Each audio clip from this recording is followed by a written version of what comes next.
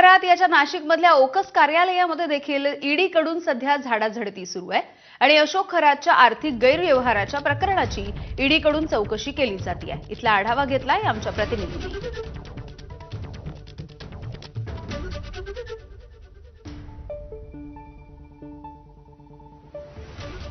नाशिकमधल्या बंधू अशोक खरात याच्या ओकस कार्यालयामध्ये आज देखील ईडीकडनं झाडाझडती सुरू आहे।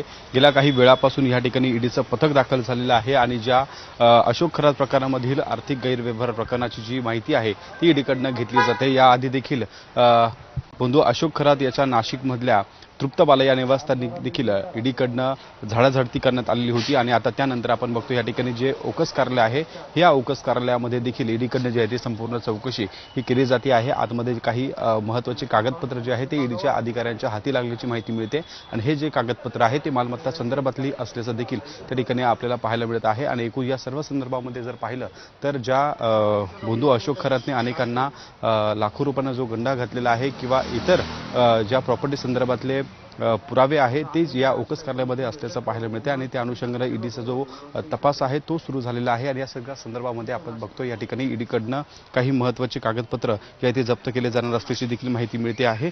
जवळपास 1 तास होऊन गेलाय आणि या वेळामध्ये ईडीकडनं काही महत्त्वाचे कागदपत्रांची तपासणी ही केली जाते आहे।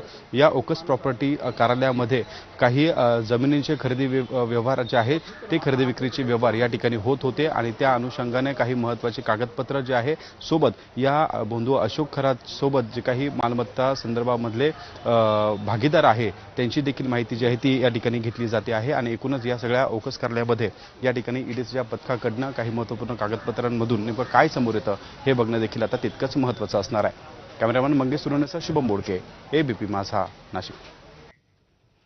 अमरावतीच्या परतवाड्यामधल्या तरुणींच्या लैंगिक शोषणामधला प्रमुख आरोपी अयान अहमद आणि आरोपी उझेर खान यांच्यामध्ये